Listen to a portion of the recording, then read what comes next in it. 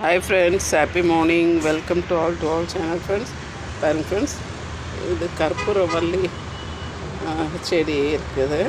நான் இதிலேருந்து இந்த நுனியை கொஞ்சம் உடச்சி எடுத்துருக்கேன். இது பாருங்கள், இதை வச்சு நம்ம ஒரு ட்ரிங்க் ரெடி பண்ணலாம். வாங்க ஃப்ரெண்ட்ஸ் பார்க்கலாம்.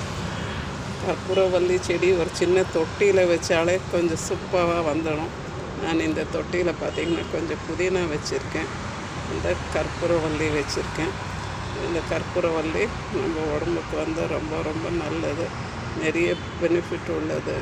Welcome to all channel friends. பாருங்கள் ஃப்ரெண்ட்ஸ், இப்போ நான் 2 கப்பு தண்ணி ஊற்றி வச்சுருக்கேன்.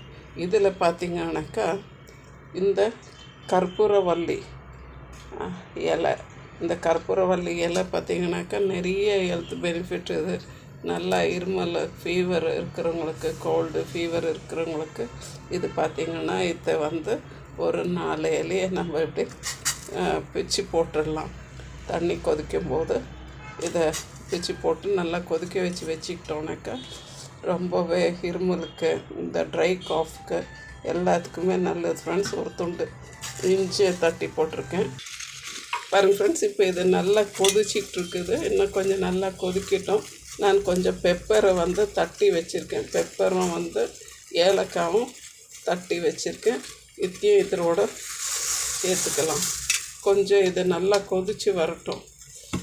கொஞ்சம் நல்லா கொதிக்கும்போது நம்ம இதை இறக்கிக்கலாம். இது பார்த்திங்கனாக்கா நல்லா அந்த இது வறண்ட இருமல் இருக்குதுல்ல, அதுக்கும் நல்லது, நெஞ்சு சளிக்கு நல்லது.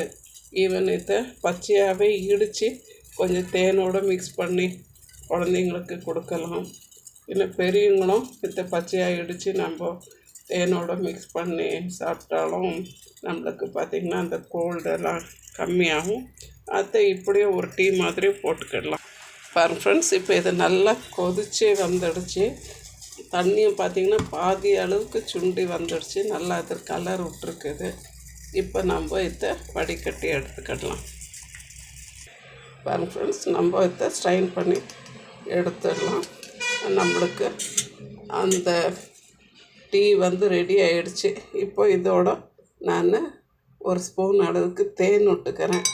இன்கேஸ் சுகர் பேஷண்ட்டானாக்கா தேன் யூஸ் பண்ணாதீங்க, அப்படியே கூட குடிச்சிக்கிடலாம். இல்லை கொஞ்சம் நாட்டு சர்க்கரை சேர்த்துக்கலாம்.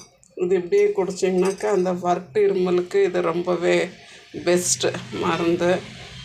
பின்ன வந்து சளி, தொண்டை கரகரப்பு, ஃபீவருக்கு எல்லாத்துக்குமே இது கேட்கும் ஃப்ரெண்ட்ஸ். இது ஒரு முறை அப்படி செஞ்சு குடிச்சு பாருங்கள். இது குளிர்காலம், மழைக்காலம் நேரத்தில் இந்த ஹில் ஸ்டேஷனில் இருக்கிறவங்களுக்கெல்லாம் இது ரொம்பவே யூஸ்ஃபுல்லாக இருக்கும். தேங்க்யூ ஃபார் வாட்சிங் ஃப்ரெண்ட்ஸ். ப்ளீஸ் ஷேர் பண்ணுங்கள், லைக் பண்ணுங்கள், சப்ஸ்கிரைப் பண்ணுங்கள் ஃப்ரெண்ட்ஸ். தேங்க்யூ.